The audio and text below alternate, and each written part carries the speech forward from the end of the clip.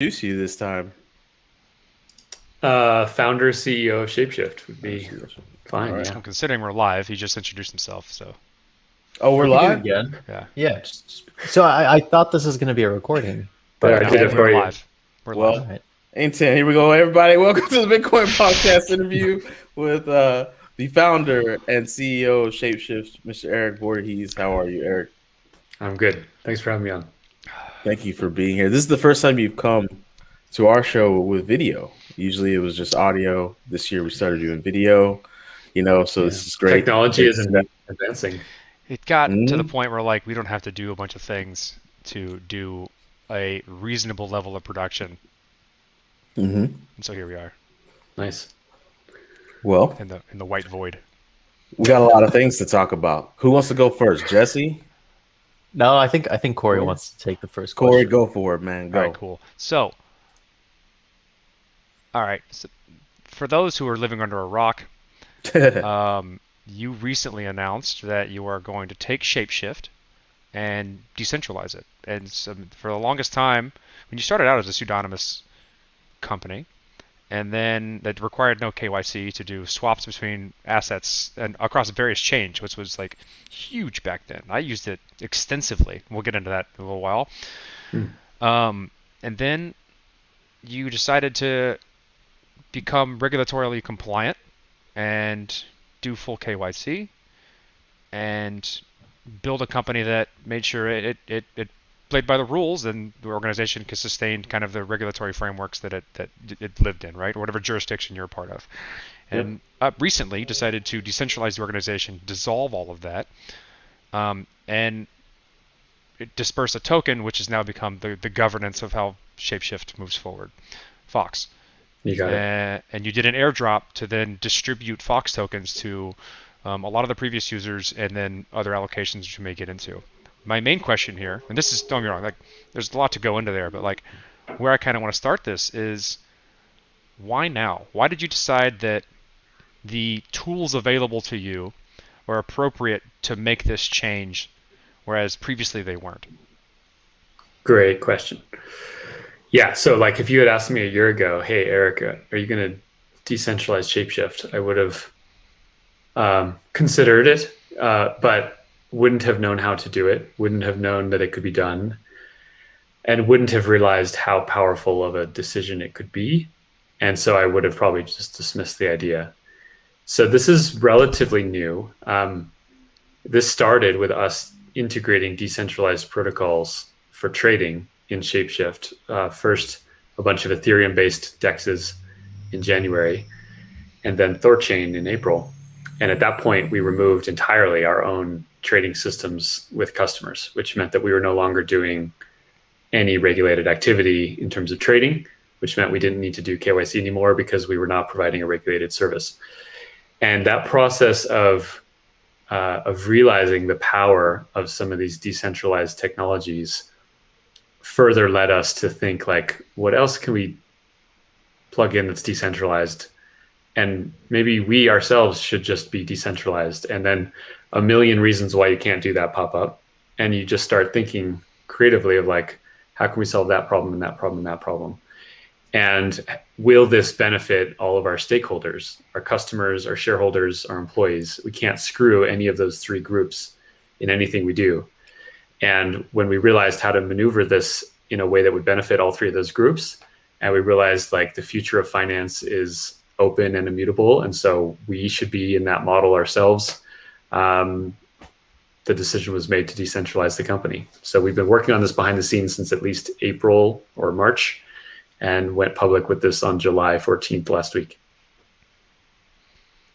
That's a lot. That's a lot to work on in what I would consider a small amount of time. What gives you confidence that the security of these decisions is robust? This isn't going to screw you. We don't have confidence. This is a new thing, right? Oh, okay. I mean, when you're walking into new ground, confidence is not a luxury that you get to enjoy. Then in that case, what you try to do is weigh risks and figure out the opportunities and decide if the opportunities are worth the risks and you move forward or not. So the hardest part of this is that there are no guarantees. There are no playbooks. A lot of the questions that we have for our advisors, for our lawyers, internally among ourselves, there are no answers to yet, and we have to figure these things out on our own. That sounds exciting. It is exciting. Yeah. I mean, it is the opposite of like a boring corporate job, that's for sure. But boring corporate jobs have safety and security and comfort, and we have none of those things right now.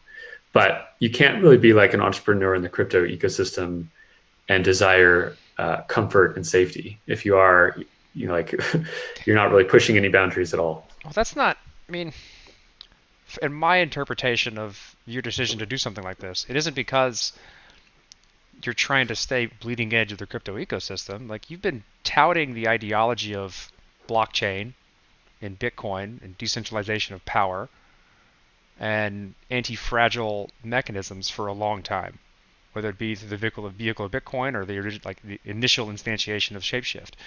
This is, in my opinion, like another version of that. Like, and the KYCing of ShapeShift, which has probably been on the lips of a lot of people, was a betrayal to a lot of those ideologies.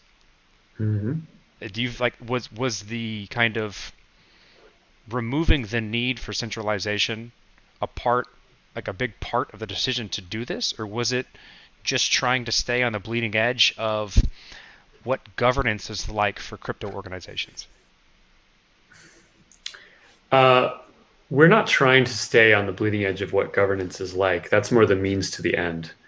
What we're trying to do is build a crypto platform that is as close to immutable as possible, and one that maintains fidelity to the principles that Bitcoin first laid out: decentralization, immutability, openness, transparency, and ultimately giving complete sovereignty to individual users over their own finances. Various parts in our history, we have been pulled away from achieving those principles, and that gets very painful. And so our entire challenge has been, without breaking laws, how do we maintain our principles, right? And that's a very challenging question. How do we not become a surveillance apparatus of the state? How do we not violate people's Fourth Amendment under the Constitution in the United States? How do we maintain privacy, and how do we give people the respect and dignity of them being lords of their own domains when it comes to their assets? If we can figure out how to do that with the technologies available, then we will do so. And so this move to decentralization is us making that move. It's saying, okay, the things which are regulated services, we simply will not do anymore. You can make us follow the regulations if we're providing such services, but you can't make us provide such services. We're not going to provide those services anymore. And instead, we're just going to hook our users up directly so that they can use immutable protocols for those services. We believe that is like the right move for our users, and that's what we're going to take. You've been in this space so long, and you've seen it evolve through all these little spikes of popularity that we go through every few years. What did you think about this most recent one? The one that happened, back, what was that, February, March? Prices were bananas. Everybody was talking about it. I'm sure Snoop Dogg did something. Oh, he did. That fight. He did. I was on a call where he was like selling some NFTs that he had just created. So that sounds right. That sounds just about right. But so that happened. I guess what I say is, like, what do you think about it? Is like, do you think that this kind of rinse and repeat spikes of popularity is something that's sustainable, or do you think we ever tip? We jump over that hump, and like this is actually something that people just use in their everyday life. Crypto is a part of all things. It's massively adopted. The visual I always use for this is like, if you had an asset which was going to go from zero usage to global domination, how would the price chart of that asset look over time? It starts at zero and it's going to go to some super high level. It can't just go in like this linear line, right? Because it would mean that you'd have a financial asset that was appreciating at like 10 or 20% per month. consistently for months and months and months and months. If there was such an asset, everyone would buy the shit out of that thing, right? They would bid that up, and you would start to actually bend that line up into a speculative bubble. That itself is not sustainable. That will pop at some point, and then people will get disenchanted with the thing and it will fall back down. And all Bitcoin is, all the crypto markets are, is that process happening. It's this set of assets which are rising to dominate the global financial system, and they can't go up in a straight line. So what it means is they're going to get bid up into these bubbles, and the bubbles will pop, and then there will be a period of misery and disillusion for a while. But the growth is still happening. The technology is still getting better. People are getting more comfortable with this stuff. So eventually that disillusionment ends, and people will like start getting excited again, and it keeps going. So your question is like, will that go forever? No, but it will probably go until the stuff is fairly ubiquitous, and we're certainly a long way from that. What do you evaluate that underpinning line as? What is the driving force of what would be the linear growth outside of the speculative bubble boom markets? Yeah, it's a little different for each asset. Bitcoin being the simplest one to describe here, but to have something that is provably scarce and where you can move value anywhere in the world instantly with no one being able to stop you, that's a technology that eventually everyone will demand to have. And whether you're just considering that as like a base money that people use as savings, or whether you're considering that as a financial tool to move value anywhere instantly, both those things are hugely valuable. And so, there's only 21 million units, and put those two things together and you get an asset that's going to rise and rise and rise until it's become ubiquitous. You're reigniting my excitement. Thank you. It's exactly what I wanted. You can't get too down about the noise, right? Because that's the noise. You got to just zoom out. So it's scary. Wait, I don't want to bring up that project that must not be named, but like the one that Joe likes. But like the same thing that exists around that, and I'm just trying to I'm still trying to digest that, right? Because they kind of. Do you think I should ask? Why Eric? can't you? I don't. Why Eric, not? what do you think about Hex? You can ask whatever you want. That's the response I'm looking for. Yeah. There's a lot of people that call lots of things scams in this industry, and I think that term is way overused. Yeah. I believe Hex is a scam.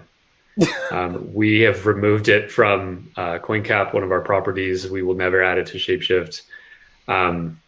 I can't prove it to you that is a scam, but all my scam sensors are telling me to stay the hell away from that one. Yeah. And yeah. I mean, it's funny that you mentioned, because like scam is such a subjective.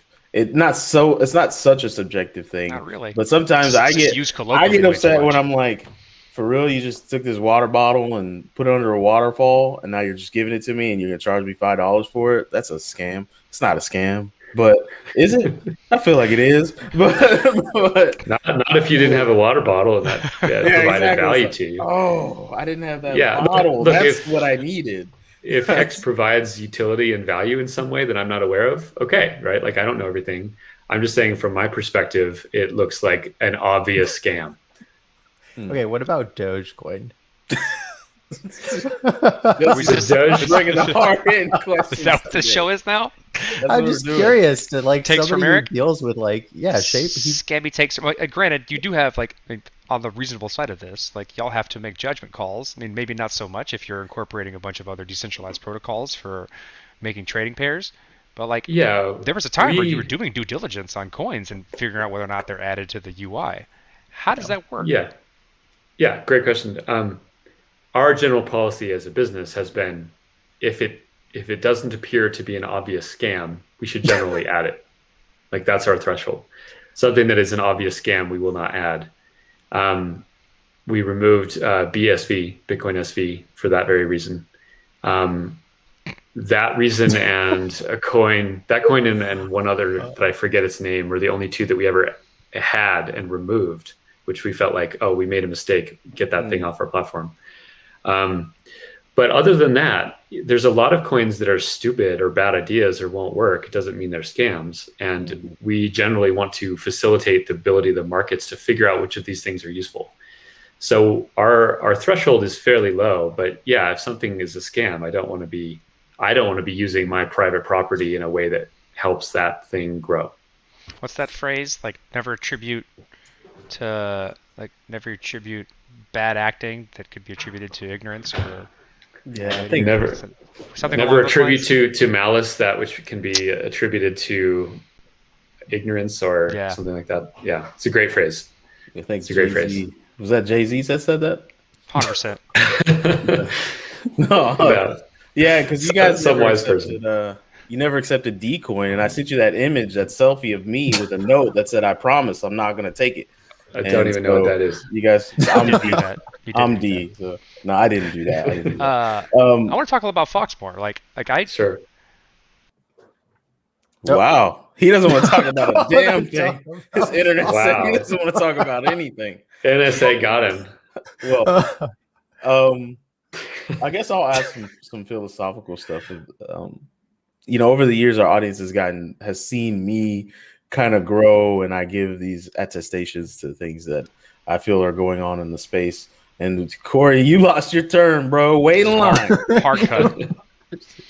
No, I fear that this is all open source tech, right? And if it's open source, anyone can use it. And the same exact systems that this stuff was created to kind of fight against, they can use it. It's open source, right? So I fear that, like, we're talking about decentralization, but I also fear that maybe those things naturally converge to centralized in order for things to be effective. Like, that's just a fear I've had. Do you feel that, like, for example, like you've mentioned, like, I think 5 protocols just since in this interview. Thorchain, I think you said, and now we said Fox, which is a protocol. A token, not a protocol. A token, sorry. Fair. But I just see more and more and more layers of knowledge being needed to actually be successful in this space, which to me points straight towards, okay, there's going to have to be a geek squad of crypto, and they're going to hold all the knowledge, and they're going to make sure people don't hurt themselves and send, tokens to the wrong address. And then all of a sudden we've got this huge industry of custodians, and then we've got 5 Coinbases and not one.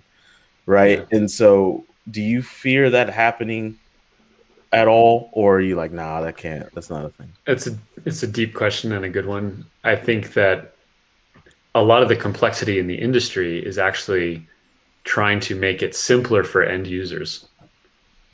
Right. So an example of this. So if you go to a normal exchange, there is the degree of complexity with onboarding at that exchange, with wiring money to them, with going through all the KYC stuff and all that nonsense. Or you can click a button at Uniswap and do a trade from your MetaMask wallet very easily. That experience is quite a bit easier, especially when you have a little basic information. But to make that happen required the entire creation of Ethereum, smart contracts, AMMs, liquidity pools, MetaMask, all sorts of technology and complexity in order to give the user the Uniswap experience instead of the traditional centralized order book experience. So you have to be careful. Sometimes when you see complexity building in one area, it's actually making the experience simpler elsewhere. Your point about custodians is really important. I'll appeal to Uniswap here. When Uniswap had its first day where it did more volume than Coinbase was one of my favorite days in all of crypto's history, because for the first time you had a decentralized protocol actually achieve something more than a centralized one. And that meant that perhaps there wasn't just this inevitable force that would pull everyone into the centralized custodians. There's a lot of efficiencies in centralization, but still you get something that can outcompete Coinbase on an even smaller timeline in a decentralized way. That demonstrates that it's not just a linear path here. But the governance, the token ownership, is going to be if you look at the percentage breakdown of who owns like the uni token, isn't it owned by like several large like hedge funds? I don't know. It's pseudonymous. What does it look But is like? it really? But is it like... No, I'm saying I don't know. I haven't looked into the structure of the ownership of those tokens. What is true is that anyone can move in or out of that market whenever they want, anywhere in the world, 24/7. And you compare that to a centralized exchange that has a private cap table that only accredited investors can enter every few years at a private round. I think that's vastly superior. I mean, that's a huge improvement. So, and even the fact that you can like go in and see that you can see the addresses and the breakdown of those tokens is a degree of transparency that you do not get in any centralized company. So I'd say that's an improvement. With real-time like dynamics, like you can see I agree. token flows in real time as they change, if you so choose to. Yeah. I mean, just from like a capital structure perspective, take a central company, and if any of you guys have been involved in a company that has private shares and investors, the friction and difficulty that you have with one owner who wants to exit their position and another one who wants to buy it, it takes all sorts of approvals, paperwork, shareholder discussions and meetings. Like it's a mess. And so it rarely happens until you get to like being publicly listed. In crypto token markets, anyone can go in and out of these projects with almost no friction at all. And you don't even need to know who the person's name is. It's one or two step function improvement over how capital allocation works today. And I think it's going to completely transform the business world. This is one of the reasons why we were so excited to take ShapeShift from a centralized entity and go experiment with a token-based model. It's almost like I'm almost happy I got cut out here, because that led into what I was getting to here before my browser crashed for some reason. Sorry. Wow. You're funny, D. Real funny, D. I had to do it. I had to. I'm sorry. I was like, oh, this is I was like, you're fucking kidding me. Okay. Got you. Like I was saying beforehand, don't do it again. I was using MetaMask for like since inception. Like much to the chagrin of me trying to pay taxes on those swaps, because I couldn't keep track of those transactions very well because I did bad bookkeeping back then. But like when I did keep track of all of those keys. I got airdrops on, I think, all of those keys. Like, how did you do this airdrop? How are you able to keep track of, one, all the addresses of their activities? And how did you come to the idea of, like, what's the distribution of Fox that benefits us most? How do we create a community of, one, all of the users we've ever had, and then how do we proportion allocation to these people, as well as, like, internal structure and future development? Yeah. Well, we didn't need it to be perfect, right? We didn't need to find like the optimal distribution. We just needed to find a pretty good distribution that people would be happy with. So we knew a few good best practices. One, the airdrop has to be a fairly substantial portion of the entire base of the asset. If it's like 1% of the token supply, it's not going to have any effect. So in our case, it was over a third of all the tokens that will ever exist were airdropped out to the world. We wanted to first and foremost reward our community of customers. So over 800 something thousand ShapeShift customers who had ever used ShapeShift in the past with an Ethereum or ERC20 trade, they were included. And the more trades they had done with us historically, the more tokens they got in the airdrop. We also, as part of this decentralization, it's like part of the benefit of that is the composability and relationships that you get between open crypto systems. So we are trying to enter into this whole DeFi world by being decentralized ourselves. And there are a lot of pioneers before us that have built decentralized protocols and projects that inspired us and helped lead the way for ShapeShift. We wanted to thank them, thank their communities, and get them involved in what we were doing. So we airdropped to 160,000 people in all sorts of communities like Thorchain and Uniswap and Gitcoin, a dozen others. And we did that because those are obviously the kind of people we want using our systems. So in some ways that's marketing. And in other ways, that is us showing like, hey, let's give you guys a bunch of wealth Thank you for building what you've built. We're going to use that stuff. That's made our lives better, and let's work together more. What about the rest of it? Like, how do you? That was all of it. Oh, you mean the non-airdrop tokens? Yeah, like you have the airdrop tokens, which is that's a problem in itself of like who were the best people to both reward for previous activity of our platform and try and get to the users of like the most efficient users for who would be customers for us, as well as thank the projects that have helped us get to the point where we are now, which is a lot of what you just said. And then you have the other 2/3, which is how do we allocate the rest of these tokens to future development and the core team of building this thing and so on and so forth. Yeah. So the second biggest bucket is the foundation, not the foundation, the DAO. The DAO itself has to have a massive treasury to perpetuate for a long period of time. So we put 242 million, roughly a quarter of all the tokens, into that DAO. And then beyond that, we're moving from a centralized entity to a decentralized one. We have to do this in a way that benefits our shareholders, or else I would not feel good as a CEO and having like slighted them. They needed to get a good return for their investment, and our employees who have built everything that we have and have given us, sometimes years of their life, they need to be made well off in this situation also. So those groups all got a large amount of tokens. It was important for us to make sure that they stay aligned with the long-term success of ShapeShift. So all of those tokens unlock over 3 years. They're not just a big pile that they can take and sell today. Beyond that, we have a portion of about 7% of all the tokens going to this foundation. The foundation is just there to help decentralize ShapeShift. And ShapeShift, the entity, is keeping about 1% of the tokens as it winds down for various expenses. So that's I think, all the major buckets. Yeah. I think I asked this question because I have confidence that you have provided the community with a roadmap to DAOifying a centralized company.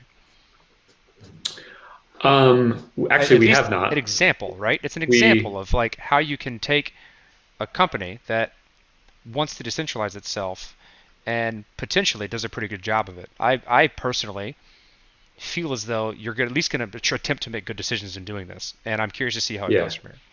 Yeah, I think I would phrase it as we're making that roadmap right now. Yeah. We aren't decentralized today. We are still a centralized entity. Our announcement last week was that we have started a process of complete decentralization, which at the end, there will be no ShapeShift entity. There will be no executive team, no CEO, no employees, no banks. And all the code will be open source. And that's a journey that will take months. And so we're going to walk down that journey. And to the degree we can help communicate what we're doing to others and the mistakes that we make and what works, we'll try to do that. That should be a documentary, that journey. I feel like it would be. So all you cinematographers listening, so just saying. I don't have a question, but somebody watching live right now has a question. I'm going to put it on the screen there. And I don't even know what that means. To which I responded, what? And then he said, Eric was asked this at a conference in 2013. I wonder if he'd remember. I do remember. At San Jose, the Bitcoin conference in San Jose, I gave this talk on Bitcoin as money. And this guy, we did like Q&A, and this guy stands up and asks about the teleos of Christ and what that means vis-a-vis Bitcoin. I don't know what I responded, but that was just like the weirdest question. And so is that the weirdest question or like comment you've gotten in the process of like, you've been in countless conferences and talks throughout your time spent in crypto? How is that on the rank of like? It was pretty weird. It was pretty weird. Like I'm used to the questions about like regulation, right? And like Bitcoin as money and like the technology and scalability and all these other tokens and like things that are based in the industry. I have no idea what teleos even means. I want to incorporate that into my vernacular like today. Yeah, it's a great word, and I wish I was smart enough to understand what it meant. But and it was the way that the guy said it, where like he was just so serious and sincere in his question. He wasn't trolling. He had no conception of like how strange of a question that even was, and that made it weirder. So yeah, I remember that. Thanks for bringing it up. The Teleos of Christ. I It's was spelled wrong. What is it, Corey? What is Teleos? BibleStudyTools.com. Interesting. Definition: brought to its end, finished. 2, wanting nothing necessary to completeness. Oh, that's what he's asking. He's asking if Bitcoin is 3 is the perfect. beginning of the end. That which is perfect. Consummate humanity, integrity, and virtue. You know, what's funny is my auntie asked me the same question over Christmas dinner a few years back, but it wasn't worded by the Teleos of Christ, and I completely ignored her. I did not ignore her strawberry cheesecake, though. Maybe these people know something we don't, and all of us are just sitting here building the end of the world, and we're all going to feel really bad about it. The Bible has a few things to say about things that unite. How do you feel about that? What if that's the case? If I don't know, bro. Bitcoin brought about the end of the world, I guess I'm riding the wave of fire. I don't know. I mean, what if World War III is started because like everybody wrecked like traditional finance? So that's joking aside. If that joking aside, if that happened, it is probably not because Bitcoin wrecked finance. It's because finance wrecked itself and Bitcoin popped that bubble. Now, I have no doubt that when that happens, when the sovereign bond market collapses and like the dollar is plummeting to its grave, that Bitcoin alternative systems of finance will be blamed for that, and a lot of normal people will take that bait. We saw this with gold earlier in the century, where gold was blamed as the cause of United States financial problems, when in reality the cause was overspending and the requirement to detach the dollar from gold was because they had destroyed the value of the dollar, not because gold did anything. Gold was trying to hold a discipline that the government could not do. So that propaganda war is absolutely coming at us, and hopefully everyone in crypto is ready for that. I think we are. What do you do if they repatriate Bitcoin somehow? You think that's going to happen? They could. I mean, it happened with gold, right? Happened with gold. I don't think that happening, just based on ownership and like how like Bitcoin is. I mean, gold arguably is a jurisdictional asset. Like it's a jurisdictionless asset, as Bitcoin is. But like the propagation of Bitcoin and the politics associated with it doesn't feel like that's something like any jurisdiction repatriate outside of El Salvador, which is more of a marketing scheme. Yeah, I doubt that would happen. I don't think it's out of the realm of possibility. Obviously, Bitcoin is so easy to hide, unlike gold, which has a physical presence, and in any significant amount, you can't cross distance with it. So it is far easier to try to gather up all the gold and prevent citizens from having and using it than it is to do that with a digital currency. At the same time, it is shocking that was able to happen with gold, which had been around for thousands of years and which society recognized as an important tool of civilization. Bitcoin is far newer. It's going to be a lot easier to vilify something like Bitcoin, which does not have 1,000 years of human civilizational history around it. Very true. Can't wait to be the villain. How about you, Jess? I don't know. I know one thing. Call us the villain, so it doesn't matter. The next time I cancel a subscription service, I'm telling them we've come to the teleos of this agreement. No more Paramount Plus for me. It's over. I want to bring it back to more technical questions and be a bummer. Go for it. How does a DAO work? Like, what, in your opinion, like, what is a DAO, and what are the technical tools you need to make one work? And why is like today's available DAO infrastructure like sufficient for what you've done? Yeah. DAOs have an interesting history, starting in ultimate disaster, back in 2016. I'm very aware. I was a part of it. With the first thing called the DAO, which is called the DAO, and something like 10 or 20% of all the Ethereum in the world got sucked up into this thing because people wanted to invest in it, and then there was an exploit and it blew up, and that ultimately caused Ethereum and Ethereum Classic to hard fork in different directions. So DAO has some baggage, and no one used that term for a few years, but it has crept back into the vernacular in part because of DeFi, because people are building decentralized financial tools. And a lot of these teams are building it without a company existing at all. It's open source software, but it's open source software combined with a token where value accrual happens. And that intersection is essentially a DAO. It's an organization, a loose, dynamic organization of people that all share interest in one token. And generally, the governance of where a project goes falls to the token holders. So a DAO is similar to a corporation in that value accrual befalls the token of the DAO, and the governance and voting of where this thing goes befalls on the token. Whereas in a corporation, all that happens at the share level. So there are certainly similarities between these things. DAOs are not all alike. They're all being experimented with. You could have a DAO of 2 or 3 people, or a DAO of 10,000 or 100,000 people.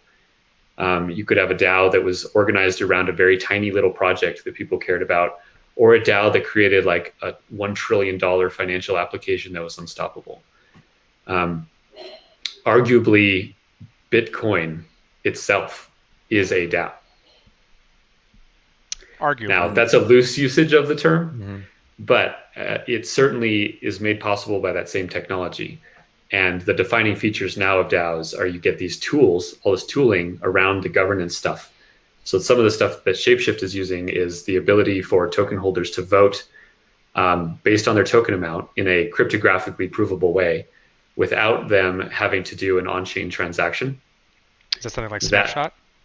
Snapshot. Yep. Okay. Yep. So Snapshot is one of the tools we're using. Boardroom is one of the tools we're using. There's some really cool integrations with multi-sig contracts where the outcome of a vote that was done in a decentralized way among disparate parties is then enforced on chain by releasing funds to a predetermined address that the vote had incorporated. Is that like a plugin to like maybe like a Gnosis multisig, or is it? Yeah, you know more about this than I do. I know all the tools. I'm curious what people are using for real things, right? Like, and people then are what we can people are do to using make it the better. Yeah. So the Gnosis, I forget what it's called, the Gnosis multisig safe or whatever. That integrates with some of these tools like Boardroom or Snapshot, and so it's super cool because when the vote occurs, you get an algorithmic outcome or a predetermined outcome that cannot be interfered with all the way through to the end payment to something. And that's something that's been an issue in like early iterations of DAOs is that one, it was very difficult to get people to vote. So incentivizing people to vote was very difficult. So you'd have small turnout, which wasn't quite the representation people wanted with their token holders. And so you maybe had biased or skewed votes based on whales or something, right? So the voting was a bit iffy. Snapshot helps fix a couple of those games with that.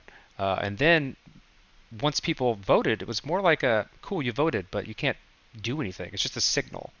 And these other tools that you're talking about actually allow the result of that vote to have on-chain consequences without like requiring maybe an administrator to say, okay, here's the result, I'm going to go do it, and trusting that person to do so, which is the whole concept of crypto.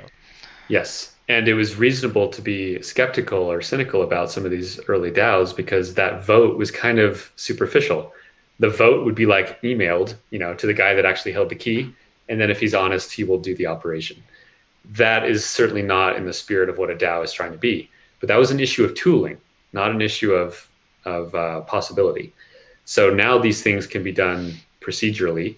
And it's not just like vote to send money somewhere. It could be vote to change the fee rate in a platform, or vote to turn the platform off, or vote to like duplicate the platform and change it over here, but not over here. All these kind of things can be set up in the code of the smart contracts. The only thing about it is like voting. It's hard to get people to vote. So, I mean, that's always going to be something that it's hard to get people to do work. So if you make voting easy, I know that it's not as hard. If a text message pops up on your phone and it says, here's this vote that you heard about, click yes or no, and you click it, and by clicking it, you just signed with your self-custody wallet app and it went through to the vote, and that took you literally 2 seconds.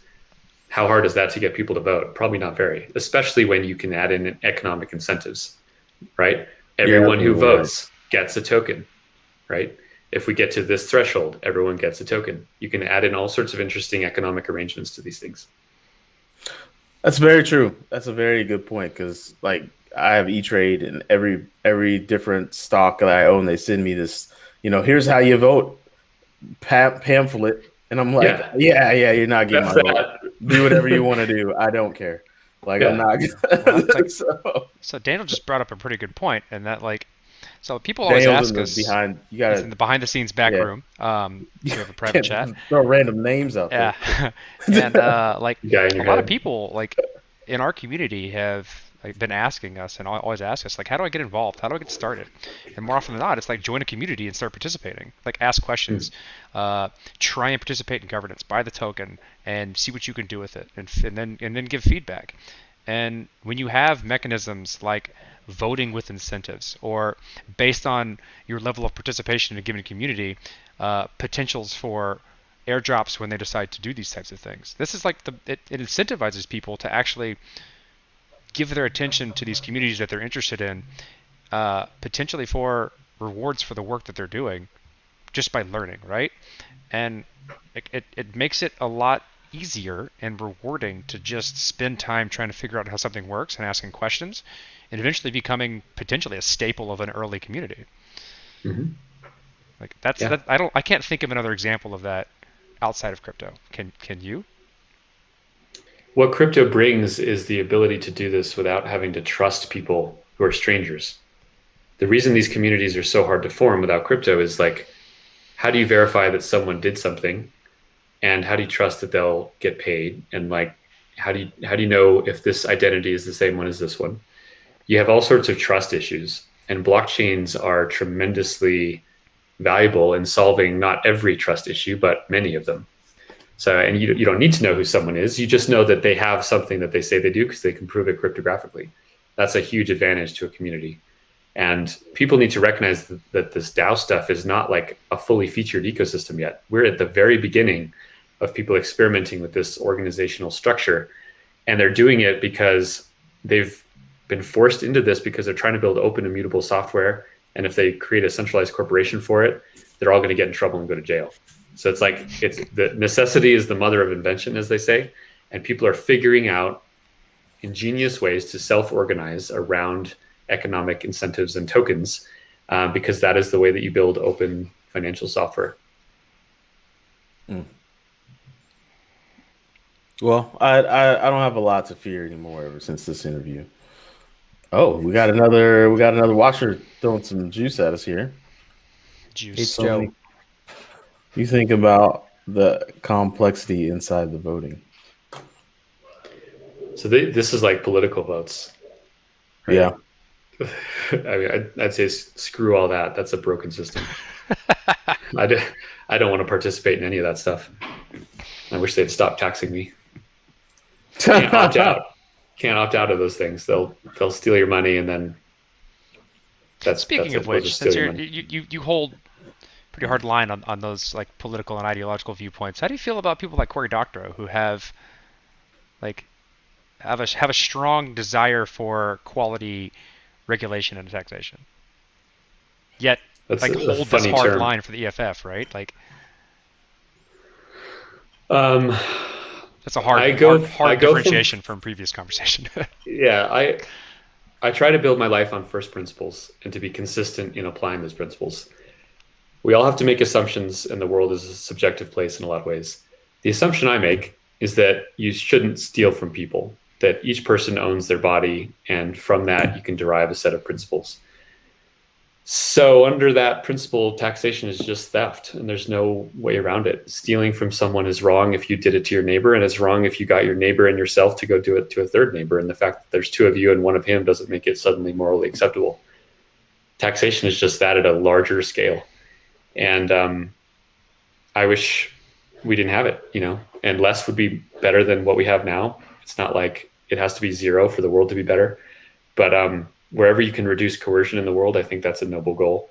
And that's why I care about crypto so much, because you have a purely market-based financial system without any coercion at any layer of it.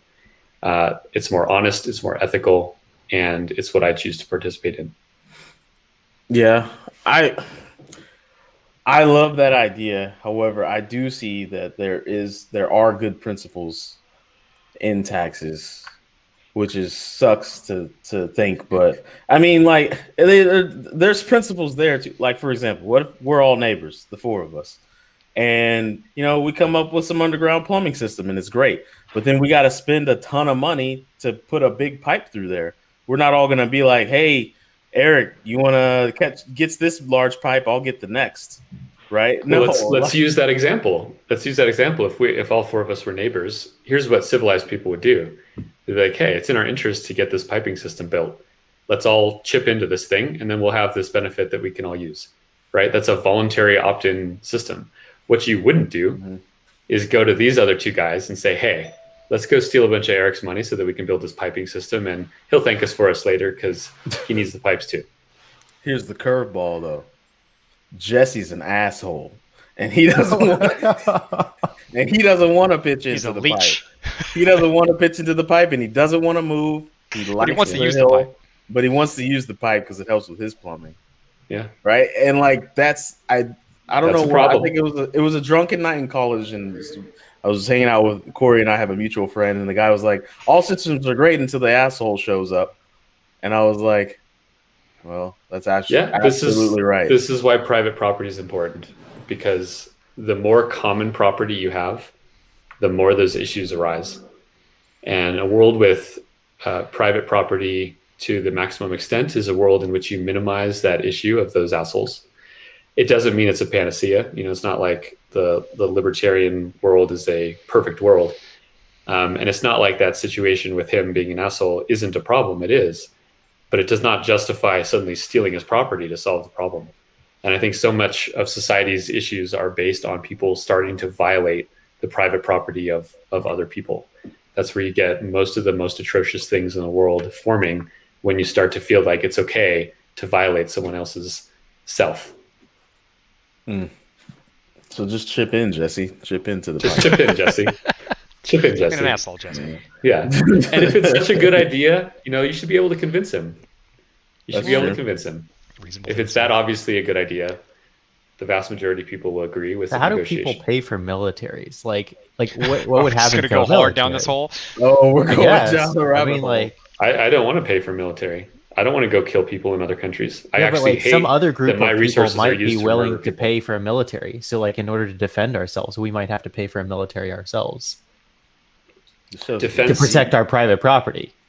Defense tends to be far cheaper in such cases than offense, and you will tend to find that militaries form when governments are able to tax. When you have free people, they don't tend to build militaries to attack each other because it's so expensive.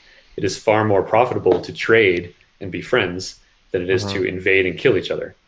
The people that invade and kill each other tend to be those who have this open, free pot of infinite money called tax money. That's where you get wars and most horrible violence.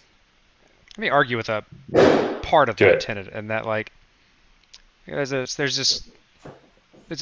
phrase I use to defend cryptography quite a bit. Because like a good portion of, like, I live in America, and a part of American regulation is to try and end end-to-end encryption, and that's happening across the globe, right?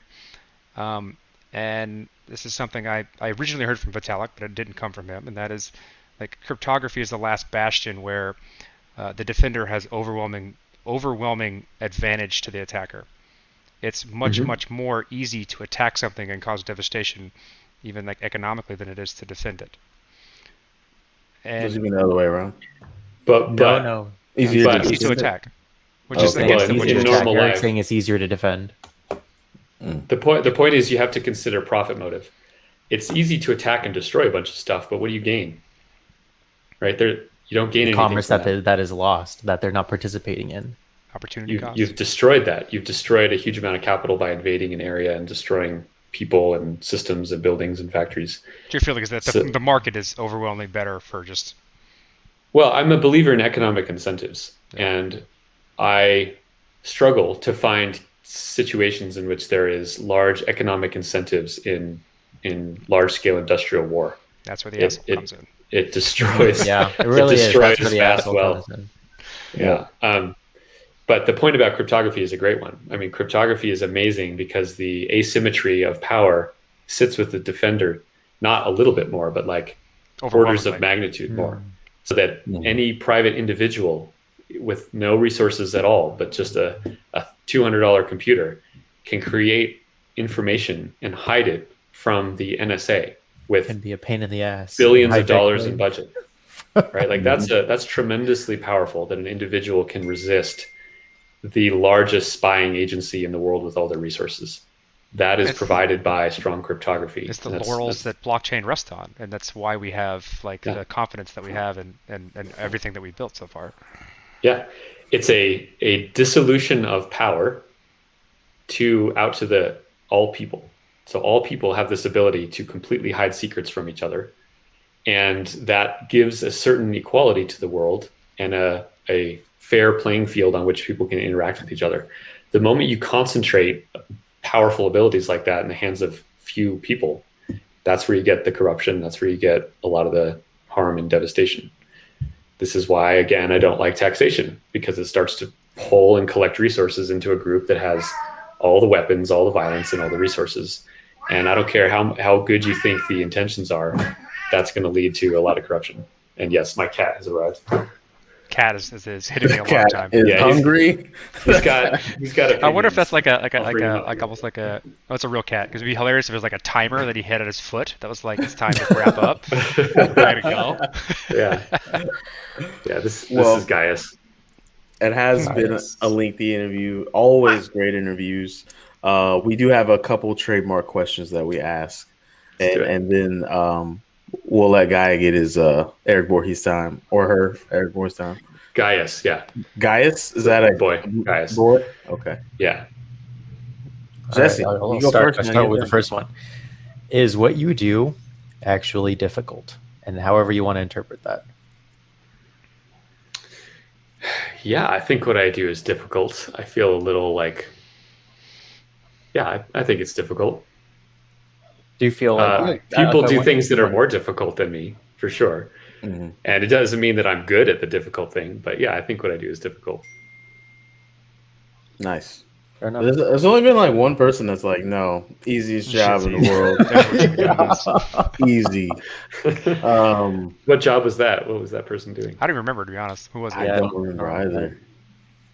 We'll look back because we'll get back to you. We'll get an email. Yeah. And then, oh wow, this question feels like it's evolving so much, but in 10 words or less, can you describe a DAO? Yeah, a DAO is a decentralized economic organization, period. I think I just need 3. A DAO is, even if we just those add words the don't count. articles. The articles. Yeah. All right. Well, Okay. I guess thank you for your time. Is there anything else that, like, you feel we should have asked you that you would have liked to have talked about that we didn't? No, this was a good conversation. I like getting into the philosophical stuff. I would just say, like, anyone listening should go check if they're eligible for our airdrop. Go to shapeshift.com. It's easy. You can find me on Twitter at Erick Voorhees, and happy to be on the show. Thanks for having me.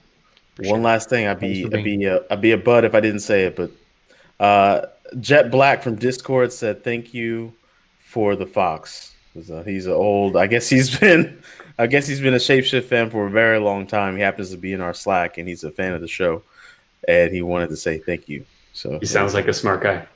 Yeah, I'm super happy. Thank you, sir, for the airdrop. Thank you. Oh yeah. By the way, something that came up that Daniel caught before you came in. The first vote is happening in the Discord. Is that correct? Can you talk about that for a second? Yeah, the first vote is this guy offered to make 10 NFTs to commemorate the first 10 governance items that passed the ShapeShift DAO, which is kind of a cool way to commemorate it. So it's a vote to pay him, I think, 12,000 Fox total, 1,200 Fox per token, might be 16,000. And he will issue the token to the creator of the first of the 10 proposals that pass. Okay. Well, You know, if the you're kind of interested, idea we you would have never Fox come up tokens. with, and it's kind of a cool idea. Yeah, I'll probably vote for it. Go to the Discord and put your vote in. Yeah. Meow.